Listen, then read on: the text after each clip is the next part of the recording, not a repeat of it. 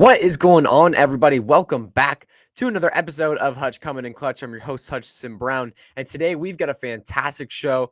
We are talking about every single fantasy football headline or takeaway that you need to know from week 6 of the 2025 NFL season. We'll talk about some waiver wire pickups and buy and sell candidates as well. So before we get into the show, make sure you follow me on Twitter. I'm at HutchisonB_FF. Make sure you subscribe to this podcast wherever you're listening or watching so you'll be notified every single time a new episode does drop. Check out all the little clips and highlights I post on TikTok and Instagram for the show as well. Now, without further ado, let's get into the podcast today. We're going to just go game by game, talk about the biggest highlights and stuff. We're starting with Thursday Night Football. My Philadelphia Eagles took a beating from the New York Giants, 34-17. Looking at the Eagles side of the football first, Saquon Barkley. Let's talk about his season so far. When you look at the, efficiency metrics like yards to contact, explosive run rate, runs of 10 plus, 20 plus yards, he's really struggled in this range. He's not creating as much yards after contact. He's not really creating as much of the ball as he did last year. I mean, looking at his play on the field, like watching him play, he passes the eye test. He looks good. He definitely doesn't have the same juice that he did last year, though. And honestly, it's totally fair. He's a 28-year-old running back coming off such a historic season, a lot of volume. We should have anticipated a slight bit of regression, and it's what we're seeing here.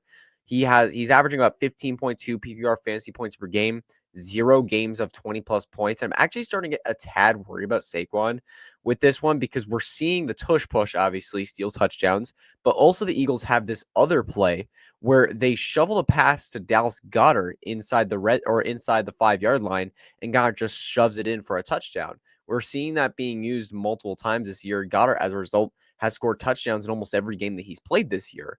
So the inside the 10, it's going to be really hard to see Saquon consistently scoring touchdowns. And as a result, that those big boom games are not going to come very frequently, like we've seen 0 games of 20 plus PPR points. So the vibes are low on Saquon right now, so you can't really sell high. But both the tush push and the Dallas Goedert touchdown thing is concerning. AJ Brown, he's had 8 plus targets in every game but one this year. So a lot of people like to argue he's not getting targets, but the numbers are right there. He's getting involvement. He's just not making much with it, which is not awesome to see. Uh, and like I mentioned, the Eagles shuffle play to Dallas Goedert. It makes Dallas Goedert a very intriguing tight end play because they're forcing the football in that 5-yard range to the goal line. They're giving him the football and they're giving touchdown opportunity. The tight end position, if you can get a guy who's getting decent volume and high touchdown opportunity, you take that all day. Now let's look at the Giants side of the football. I mean, we got to talk about Jackson Dart, and we got to talk about Cam Skattebo. Cam Skattebo, 3 touchdowns. And when you look at the rush share of the backfield now with Tyron Tracy back, it actually increased from his last couple weeks. It was at about 73% running back rush share. That's a dominant number. That's like a workhorse level number. He got a couple catches as well, a little bit of involvement in the receiving game. Tyron Tracy didn't really steal any of that. So it doesn't really matter that Tyron Tracy's back. Cam Skattebo was the guy. This is what I was expecting based on how he's been playing so far, but definitely was a situation to watch, and it seems like Cam Skattebo was just going to be the guy. Now, looking at Jackson Dart, this is a player you have to look at for fantasy football because he is currently averaging over 50 rushing yards a game. He has a rushing touchdown in each of his first or 2 of his first 3 starts. This is huge. Like Jackson Dart becomes a very viable fantasy play in good matchups with 50 plus rushing yards and a touchdown in a game. Like you got to keep an eye on Jackson Dart as a potential streaming candidate. He's worth a waiver wire pickup if he's available in your league and you need a quarterback. Now, let's look at the next game. The New York Jets and the Denver Broncos. This was the international game this week. The Jets, what an abysmal game on offense. And also to the Broncos, what an abysmal game on offense. 13-11 was the final score. This was one of the grosser games we've seen this season. The Jets are now 0-6, and there started to be questions about Justin Fields and his starting quarterback job. He had a really bad game this week, and I've seen a couple of Jets fans calling for his head. But to be honest, I don't think this is going to happen. Aaron Glenn made it very clear that there's no consideration about Justin Fields. He's the starter next week. And I think that's going to maintain the same because when you look at the first few games that Justin Fields played when he was fully healthy, he's actually been balling out. This is a coaching problem and this is a defense problem. The defense cannot stop anybody. And when you look at this offense too, Justin Fields, you have Garrett Wilson to throw to. Breece Hall runs the football. But outside of that, you've sprinkled in some Mason Taylor, but other than that, you just have nobody else. Like his offense just doesn't have enough firepower for Fields to go out and win games. Fields is at a position right now in this offense with a mediocre offensive line and not so great receiving depth where he can go out and not lose you a game. He's thrown no interceptions this year. He's been very efficient with his passing numbers, but he just doesn't have the firepower in this offense to go out and win a game. And I think if you had another big time wide receiver in this offense, I think we'd see more success for this Justin Fields led Jets team. But this is just not where we're at right now. The Fields led Jets are 0-6, and I just don't think it's his fault. Bad game this week, but I don't think this is overall Fields' fault, and I don't think we're going to see him get benched. Now, looking at Garrett Wilson, Aaron Glenn said he came in the game with an injury, very undisclosed, not very talked about. This is something just to keep an eye on. I think he'll be fine, but just keep a close eye on him. Now let's look at the Denver Broncos side of the football. J.K. Dobbins, his highest target share in a game this year is at 8.7%. His last two games been at 2.4, 2.8%. He hasn't been getting very much targets. And here's the thing. R.J. Harvey, over his last 4 games, he's beat 12% target share in 3 of his last 4. He is getting involved in the receiving game here, and J.K. Dobbins is becoming more of an early down grinder. And we're starting to see Harvey get more involved in this offense. It's great to see. Could it be, more of a 50-50 split soon? Absolutely. And right now, while Harvey isn't fantasy relevant, he is taking away fantasy relevance from J.K. Dobbins. If you have Dobbins in your roster, I would consider selling high, because if we're going to continue to see him not get involved in the receiving game, he's incredibly dependent on rushing efficiency and touchdowns. And those have hit as of late. But we saw this early in the season for the Chargers when he played last year. He had a really great first 4 to 6 games, and then all of a sudden it just disappeared. Like he fell off efficiency-wise because he's a veteran running back who had fresh legs, and he just wasn't scoring as much. And now when you look at the same situation in Denver, he's a veteran with fresh legs, but had a lot of injuries in his career. I wouldn't be surprised if we start to see him slow down, and if he's not getting receiving involvement, he just doesn't have a fantasy football floor. So Dobbins right now currently ranks as a high-end RB2. I would look to sell him, honestly. Now let's head to the Baltimore Ravens and the Los Angeles Rams. Ravens 3, Los Angeles Rams 17. Cooper Rush was benched for Tyler Huntley. They both suck. Both are not good. I mean, Huntley gives you at least some rushing upside, and he helps you out there, but I'm not confident in this passing offense very much in either of these guys. I think it'll be Huntley next week based on how Cooper Rush has played, but not feeling good about anything here. Actually, no, hold on, because the Ravens go on bye soon, and then Lamar's coming back, so never mind. It's going to be okay. They go on a week 7 bye, and then Lamar should come back week 8. So we don't even have to worry about the backup quarterback situation. Never mind. I forgot their bye is week 7. So then looking at Derrick Henry, he had a great game. 24 rush attempts, 122 yards. It was so fantastic to see the Ravens get Henry involved and get Henry going. Even in a negative game script, they were down for the majority of this game. I would buy on this one. I would buy Derrick Henry. He only had like 12 fantasy points because he didn't get a touchdown. He's not very involved in the receiving game. However, he looked great with his touches, and the Ravens forced him the football even when they were down. That was lovely to see that, because that's something we haven't seen a lot this year. I'm buying. And Lamar's coming back soon in week 8. Henry's on a bye this week, means the team is missing out on him this week. Go out and buy Derrick Henry. See if you can get a good trade for him. Now, Zay Flowers, 2 fumbles in this game, but overall puts it together a okay fantasy day, but 2 fumbles not fun, especially in the same half. Then looking at the Rams side of the football, Puka Nacua got hurt. It looks like he's going to miss multiple weeks with an ankle injury. It was one of those things where it was similar to what CeeDee Lamb did. We just saw it with him, where he fell down, got up, tried to walk it off, and then went down again.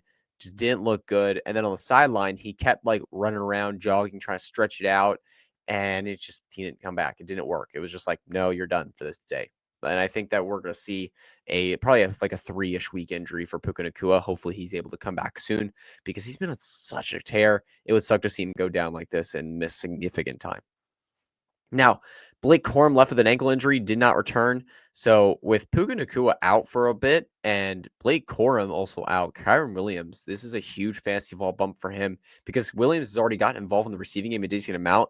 If you're losing Puka Nacua and you're losing rushing competition with Blake Corum, that volume's going to go significantly up. So yeah, Kyren Williams for the next few weeks is probably a fantasy ball monster. And now looking at Jordan Whittington, he is an interesting play. He immediately got some targets when Puka Nacua went down. He was able to put together a few catches. And with Devontae Adams is now the only clear-cut wide receiver one in this offense, you need someone else to get you targets, and Kyren Williams could fill in that role, but you also have another receiver here that could work for you, and Tutu Atwell's only had a couple big plays this year. Whittington is the guy that I think will step up and be the number 2 receiver in this offense. He is definitely worth looking at on waivers. If you find a plus matchup with him with Puka out, he might be worth a stream at wide receiver.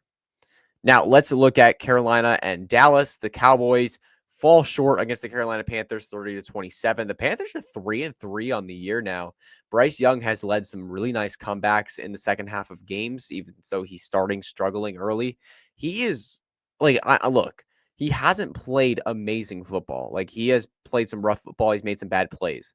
However, the leadership qualities that we're seeing in him, the team rallying around him in the second half of games, it's quite incredible to see. You see a couple of the games where he's been mic'd up. You see him talking to his team. Like, they clearly respect him as a dude. They respect him as a person, and they respect him as the leader of their offense. Like, they love this kid. It very, very clearly seems like Bryce Young is the leader right now. And look, he's still developing, still making it work for NFL, for being, playing the quarterback position. But I think we have brighter days ahead for Bryce Young. But let's look at this game. Dak Prescott, 4 out of 5 games over his last 5, he's had a top 6 fantasy football finish, 13 touchdowns, 3 interceptions in that stretch. It's impossible to mention right now, man. He's on a heater. And then Javonte Williams, this is a buy low opportunity, 13 for 29 on the ground. Javonte Williams has been one of those players where, look, people have said, oh, he looks great. He looks great. But there's been a slight vibe of like they're waiting for the bad game to hit. People have been waiting for it because they're like, there's no way he can keep this up. And the bad game hit, right? And I'm looking at the film on this game. I think he looks good. I think he looks great. He was breaking tackles. He was forcing himself through contact. The Carolina run defense was just unstoppable today. Like they had some serious playmakers on that defensive line and that linebacker core come up and make big plays in the run in a way we've not seen much this year. Like they were fierce against Javonte Williams. And then you also had the situation where Rico Dowdle was just dominating. So the Panthers defense probably wasn't very tired. Rico Dowdle was dominating the game in the run game, and Panthers were chewing up a lot of clock.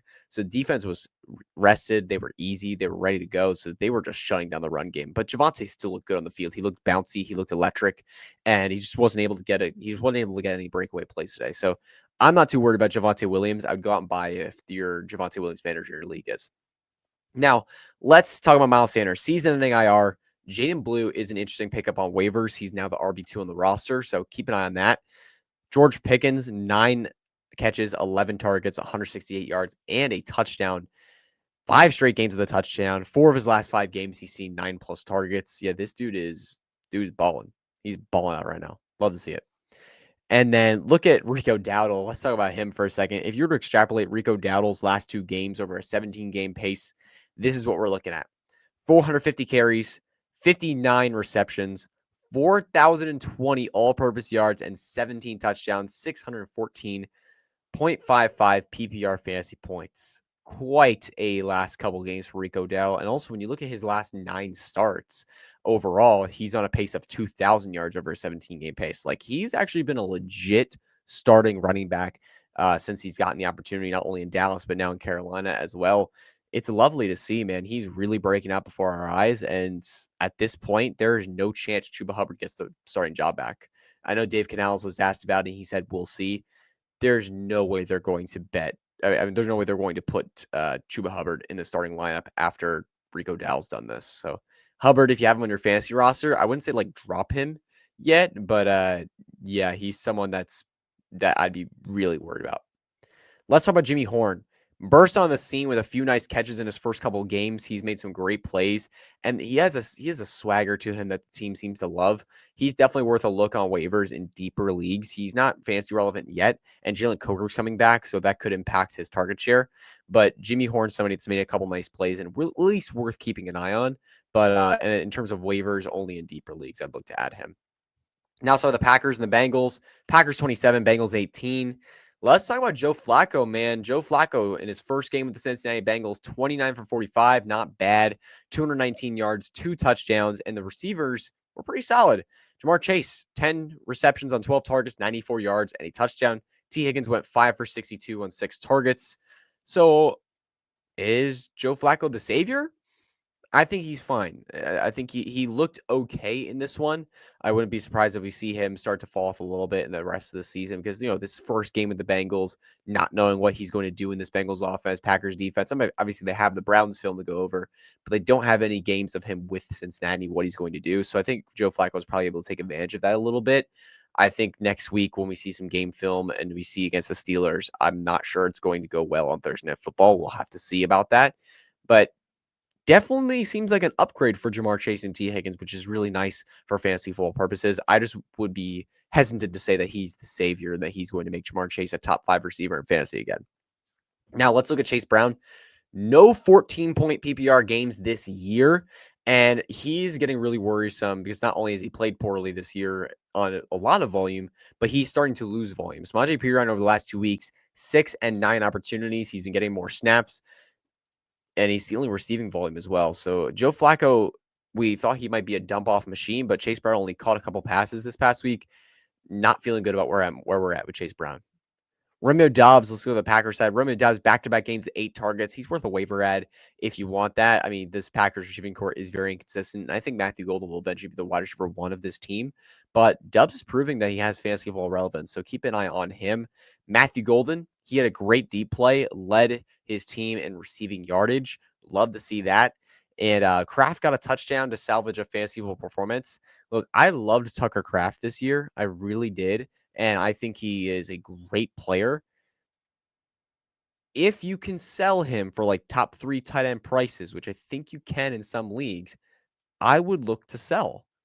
Like, I know some people who would probably rather have Tucker Kraft over Tyler Warren or Tucker Kraft over or some of these stud tight ends. And it's just like, I don't know, man, because we've seen a couple big games and we've seen the talent, but the involvement is not consistent enough. It's where it is, and that was the big question heading into this year.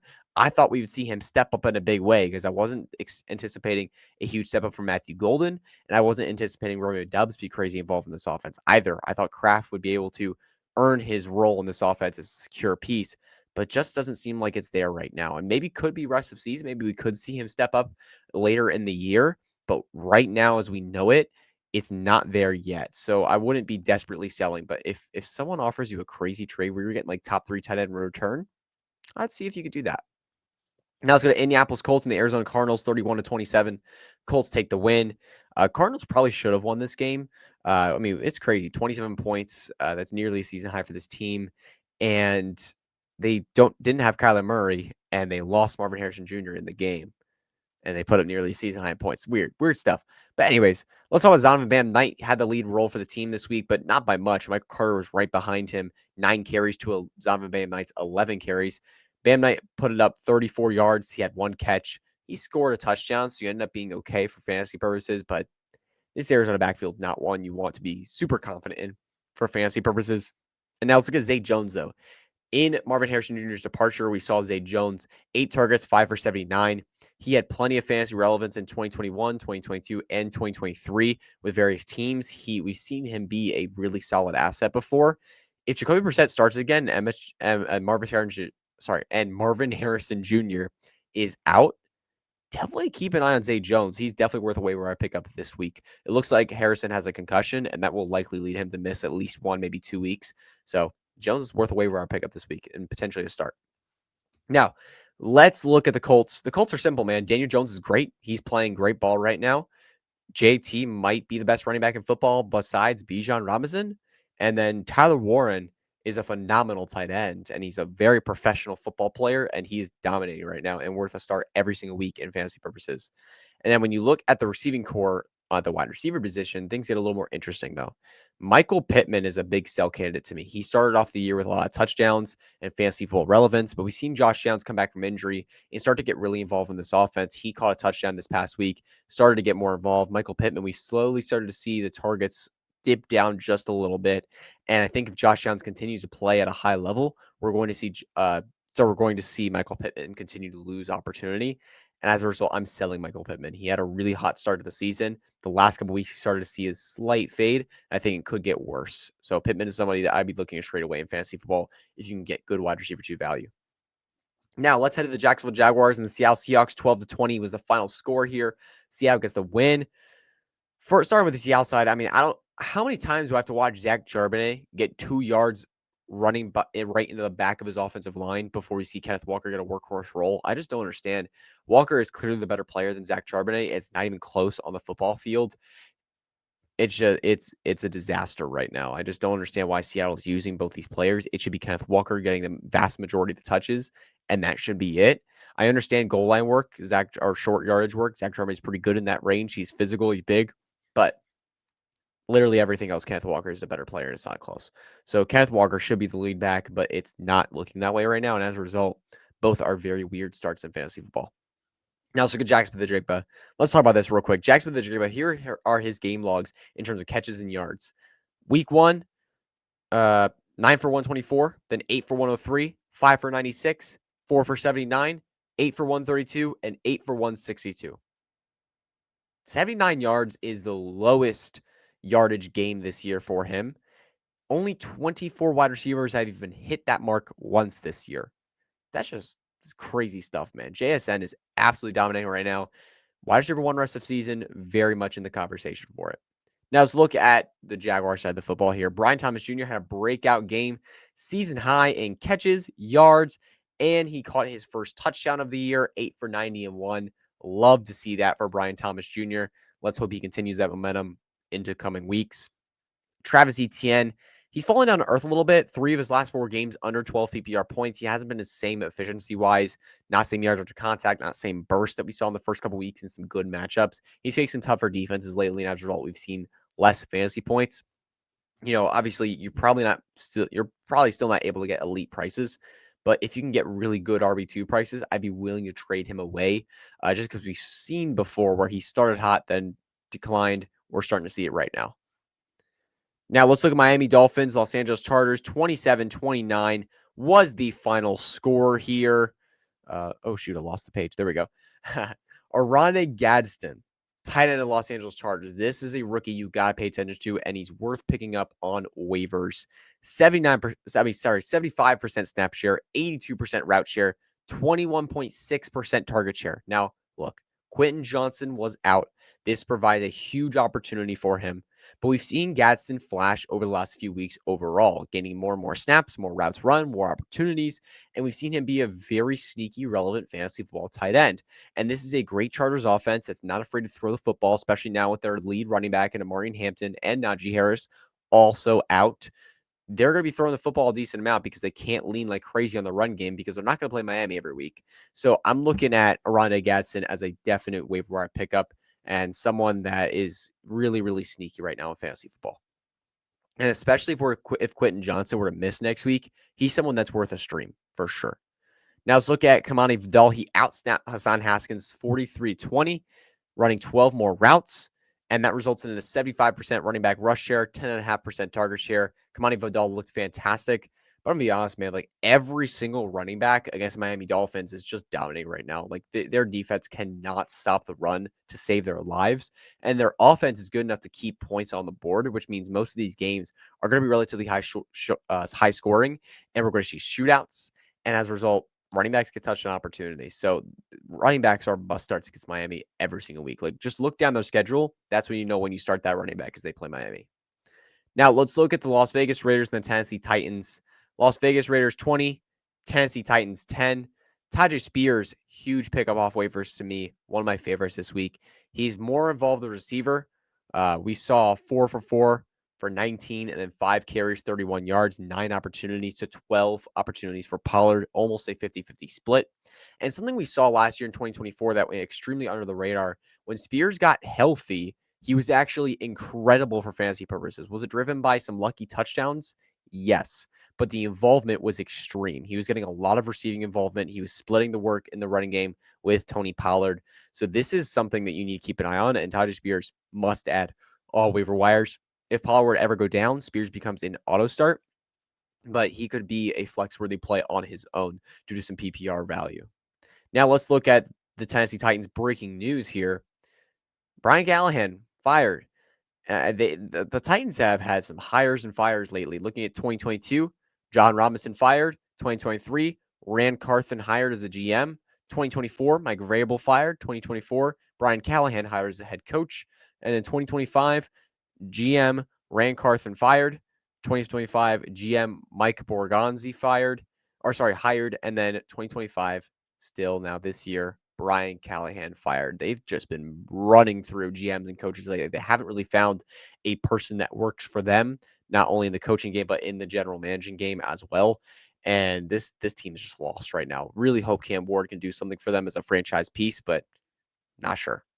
Now let's look at the Titans here. Calvin Ridley, hamstring injury, one to keep an eye on. We had a lot of fantasy football injuries this week, but Calvin Ridley was a big one. That sucks to see that one after a 100-yard game last week. Started to finally get some momentum. Not there anymore. Michael Mayer, first game back with the Brock Bowers out. 5 catches on 7 targets, 50 yards, and a touchdown. He got involved in the red zone with multiple catches in the red zone. Love to see that for Michael Mayer. He is one to definitely keep an eye on waivers this week. If Bowers were to miss again, which he probably will next week, given that the Raiders have a bye 2 weeks from now, we're going to see Michael Mayer probably be involved in the offense yet again. Now, let's move to the New Orleans Saints and the New England Patriots. Patriots 25, Saints 19. If the season stopped today, look, you got some other names you should put up there. Patrick Mahomes, Baker Mayfield. Drake May is in the top 3 MVP conversation for me. Like, he is right there among the best. He is playing out of his mind football on a week-to-week basis. Every single week he's playing balls out football. And when you look at the receiving core, we've seen Stephon Diggs very inconsistent. We saw a couple big games lately, but overall very inconsistent. Keyshawn Booty's been in and out of the lineup, in and out of fantasy football lineups, in and out of relevance to this offense. We've seen Demario Douglas do something here and there. Like, it's just been a weird hodgepodge receiving core this year with Hunter Henry at tight end, and Drake May still just playing great football. Love to see it. But let's talk about Stephon Diggs. He slowed down against New Orleans, only 3 catches, 28 yards. Look, the wide receiver position is tough for fantasy football. It's the most inconsistent position for fantasy. Running backs, you consistently get volume. Quarterbacks, the best quarterbacks always do well, usually. At the tight end position, it's touchdown or bust or like a lot of unluckiness. And a wide receiver is similar too. Just passing games are just they're very, very, there's a lot of variance week to week. I trust what we saw in Stephon Diggs the 2 weeks prior with 100 plus yards in each game. I think we're going to see more of that rest of season than what we saw this week. Now, looking at the Saints side of the football, Juwan Johnson in his first 3 games, he had 28 targets, 19 receptions, 176 yards, and a touchdown. Now, Juwan Johnson in his last 3 hasn't been the same. 9 targets, 7 receptions, 50 yards, 0 touchdowns. He's worth a drop in fantasy. Like, just add somebody, man. He's droppable right now. With Taysom Hill back, he's losing snaps and losing opportunities, and it's just not working for fantasy. Now, let's look at the Pittsburgh Steelers and the Cleveland Browns. 23-9 was the final score here. Ooh, Dillon Gabriel, rough game in this one. He had a lot of bad throws. He looked terrible in this game. Not good. I'm not saying he's going to get benched anytime soon because he's the rookie that they drafted to be the next guy, but not impressed by what we saw from Dillon Gabriel. I never was impressed out of college. You know, he stayed for so many years and then barely ever figured it out. So I was not expecting much, but yeah, this is not good. Not a good situation here for fantasy for purposes. We'll talk about that in a second for the receiving core. Quinshawn Judkins, 12 for 36 on the ground, only had a target. Not worried at all. I'm honestly not worried at all. I think he'll be fine. Looking at Jerry Jeudy, he is at a 41% catch rate. 80% of his targets have come within 1 to 20 yards. And he's at he's at a 41% catch rate. That's brutal. I mean, the quarterback play's been bad, but he's had some major, major drops as well. And then looking at this tight end room, this is where things get interesting. I think we can see a huge fantasy ball play. David Njoku got hurt. He left the game with a knee injury, did not return. Dillon Gabriel has targeted the tight end position 30 plus times with 2 starts. That's a lot of targets for the tight end position. And I know, obviously, you have those are the weapons in the Browns. Your 2 tight ends and Harold Fant and David Njoku, but still, he's heavily targeting them. Njoku, it might be out. Harold Fant Jr. is an absolute must play if David Njoku misses time. He's someone that is available in plenty of waiver wires right now, available in about 50% of leagues. Definitely worth a pickup. Go out and get Harold Fant Jr. waiver wires if you can. But yeah, keep an eye on him. He's someone that could be an absolute must play. He's looked so good with the football this year. He's looked incredible on film. I think he's looked like a dominant tight end piece. Cannot wait for 2026 when Njoku's gone and Fannin gets the role to himself. Now let's look for the Steelers. Not anything major to say for fantasy here. I mean, Metcalf caught another touchdown. Warren lost some receiver work to Kenneth Gainwell this week, which is interesting. Keep an eye on that moving forward. Rodgers looked like Rodgers. But one thing, the Steelers are looking to trade for a wide receiver. It looks like they're looking for a wide receiver trade at the deadline. It'd be interesting to see who they would go for. I have no idea what they could do here. But there's some wide receivers out there that might be traded. So keep an eye on this one for the Steelers. Now, look at the Tampa Bay Buccaneers and the San Francisco 49ers. 30-19 was the final score here. Kendrick Bourne back-to-back 142, exactly 142-yard games, 20 targets in this time. If he hasn't gone on waivers yet in your league, make sure to pick him up because Mac Jones is probably going to be the starter for the next couple of weeks for the 49ers as Brock Purdy heals from this injuries that he suffered. So Kendrick Bourne, it looks like a player that you need to keep an eye on. And another thing for the 49ers, Brandon Ayuk deleted all 49ers on the social media, not showing up at practice, even though, he could be coming back soon from that injury. Not good sight. Not a good sight at all. And he has the big contract, so it's not a contract thing. It's definitely something else. So I don't know, man. Gotta keep an eye on that one. Emeka Ibuka, this one sucks. He got hurt, likely going to miss some weeks with a hamstring injury. We're hoping and praying that it's just like 3-ish weeks. We haven't got an official report, but that seems like the vibe is that he's going to miss a couple weeks. Hopefully he gets to come back soon and continue his dominant rookie season. So with that in mind, Sterling Shepard, Tez Johnson, who caught a big touchdown in this game, are big ads in fantasy football. And a funny story, actually, Tez Johnson. So he had a big touchdown with a 45-yard catch for a touchdown. I think it was his only catch of the game, actually. And when he caught it, he did a incredible acrobatic flip. I mean, it was incredible stuff. But the crowd was chanting MVP. And Tez Johnson on the bench was telling Sterling Shepard, they were chanting MVP. Like, well, I haven't done nothing this year. He's only caught a couple balls. And Sterling Shepard was like, they're chanting for Baker, dude. And it was just such an innocent late round rookie moment. It was just so funny, man. It was fantastic. And then Shepard and the receivers were all laughing. It was a good moment, man. If you haven't found that video, go ahead and find it. It's online everywhere. It is great stuff. Great stuff there. But anyways, let's move on to the Kansas City Chiefs, the Detroit Lions, 30-17. Patrick Mahomes comes out and plays big boy football. He's currently a top 3 fantasy football quarterback on the season. And Rashee Rice is not even in the lineup. He is coming back soon. And speaking of Rashee Rice, he's someone that obviously, look, the trade window is probably closed. If you still get him for relatively cheap, go for it. I'd be willing to pay as high as wide receiver 2 prices for him. Go for it. He probably could be a really good fantasy wide receiver this year in this offense. But now let's look at Travis Kelce. He is someone you have to sell with Rashee Rice returning. He has had back-to-back games of 6+ catches for 60+ yards. So you got that argument going for you that he's been hot lately. He's currently a top 6 tight end on the season in points per game. And Rashee Rice, what we saw in 2024 is Rice took away Kelce's lunch money, basically. I mean, Kelce has earned 12 targets in 3 games that Rice was playing in 2024. He just wasn't involved because they both take up the short to intermediate ranges of the field. And Rice at this point in his career is a significantly better athlete than Travis Kelce. So as a result, Rice is probably going to earn more targets for the rest of the season and put Kelce in a place where he's a secondary option in this Chiefs offense. And as a result, for fantasy purposes, since he's not getting a ton of work downfield anymore, he's getting more work in the short to intermediate ranges. We're going to see just minimal targets, minimal downfield upside, and completely touchdown dependence. Like that's what Kelce's going to be at this point. And that is not a player I want valued as a top 5 tight end. If you could sell him for that kind of value, go for it immediately.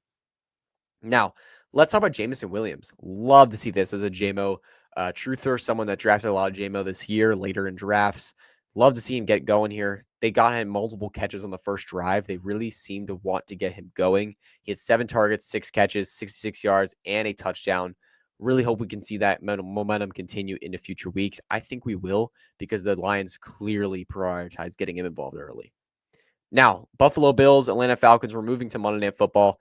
24 for the Atlanta Falcons, 14 for the Buffalo Bills. A complete shock, this one, honestly. Really, everyone was expecting Buffalo to win, of course, but Atlanta comes out dominant. I mean, Bijan Robinson and Drake London, dominated this game. I mean, 200 plus yards in the first half for these two players combined. I mean, they were just dominant. And I don't think there's any running back in the world right now better than Bijan Robinson at this point. He is so good. Every single play he touches the football, he is getting 5 to 10 yards. It's just that simple. Every play, every single play. And he's had some monster runs. I mean, he had an 80-yard rushing touchdown, I believe. It was his first career run of 40 plus yards, I believe. Like kind of insane stuff here. Bijan, or first season run of 40 plus yards. Sorry. Like just insane stuff, man. Bijan is just so good. He's playing elite football right now. Love to see it. Same thing with Drake London as well. But looking at the Bills side, they need a wide receiver one desperately. They do not have one right now. Khalil Shakir is fine. Keon Coleman is fine. Josh Palmer is fine. Dalton Cade, he was out in this game, but when he's in, he's a good tight end. But you just don't have a clear-cut wide receiver one. They are missing Stephon Diggs for sure. Like they need that kind of asset where it's like every down you can look this guy's way. That's the kind of wide receiver they need for Josh Allen right now. And in the last couple of years, they've just failed to do it. So they need to get it because right now this offense is not working. Now, Chicago Bears, Washington Commanders. DeAndre Swift, man, what a game. 108 rushing yards. And it wasn't on one carry. Like he was consistently ripping out chunks of this Washington Commanders defense. And he also had a 55-yard touchdown catch, ended up with 2 catches for 67 yards and a touchdown. Big fantasy day for DeAndre Swift off the bye week. Love to see this fresh start for him off the bye. Hopefully he's able to continue this momentum. My fantasy teams would greatly appreciate that. Now, let's head to the Luther Burden side of the Bears here. Luther Burden, 4 targets, 4 catches, 51 yards. Not an overwhelming fantasy day, but he led the team in catches and in yards. Besides his 101-yard game where he had that big play on that flea flicker pass from Caleb Williams, this is the most yards he's had in his career in a game. Like he had a really nice game in this one. Fresh off the bye week too, more involvement, more snaps. Love to see it. And he looks great. He looks phenomenal with the football in his hands. He's making guys miss. He's making plays downfield. So definitely keep an eye on Luther Burden as somebody that should be a huge priority pickup off of waivers this week. Now let's head over to that's actually it. Sorry, on the Commanders side of the football, we had Ja'Cory Krosky-Merritt fumble twice. I mean, one of them was Jane Daniels' fault because he handed off the football incredibly poorly, but it ended up bouncing off Ja'Cory Krosky-Merritt, so they called it a fumble on him. But Merritt overall, 17 carries. He had 1 target, 1 catch. Love to see the usage. It just wasn't really efficient, and he didn't get in the end zone. So as a result, we just didn't see great fantasy ball value. That was a miss on me this week for my coming in clutch player of the week at running back. It was Ja'Cory Krosky-Merritt. Failed that one. But hey, man, things happen, Would have loved to see him get in the end zone, but hey, did not happen. That's okay. But Ja'Cory Krosky-Merritt, loved to at least see the volume there. But that's going to be it for the games here. We're going to really quickly recap all the players to talk about as waiver wire pickups and buy-sell candidates. Just listing through the players. So waiver wire candidates, if he's still available, Kamani Vidal, Jackson Dart, Kendrick Bourne, Oronde Gadsden Jr., Michael Mayer, Harold Fannin, Jaden Blue, Jordan Whittington, Tyjae Spears, Josh Downs, Zay Jones, Romeo Doubs, Luther Burden, and Sterling Shepard are all players I'd be targeting on waiver wires this week, potentially. Now, looking at trade candidates, Javonte Williams, Quinshon Judkins, Derrick Henry are players I'm looking to trade for, players that definitely got to keep an eye on. And then also RJ Harvey as well. And looking at sell high candidates, Michael Pittman, Travis Kelce, and J.K. Dobbins. These are the 3 that I'm looking to sell high this week for some potential high value. But that's going to be all for this episode of Hutch Coming Clutch today. Thank you all so much for tuning in. Greatly appreciate you. Please make sure you follow me on Twitter at HutchinsonB_FF. Find this podcast and subscribe, rate, review, whatever you can do to spread the show. I greatly appreciate you. So without further ado, we'll see you all on Thursday, preparing for week 7 of the NFL season. Man, it's flying.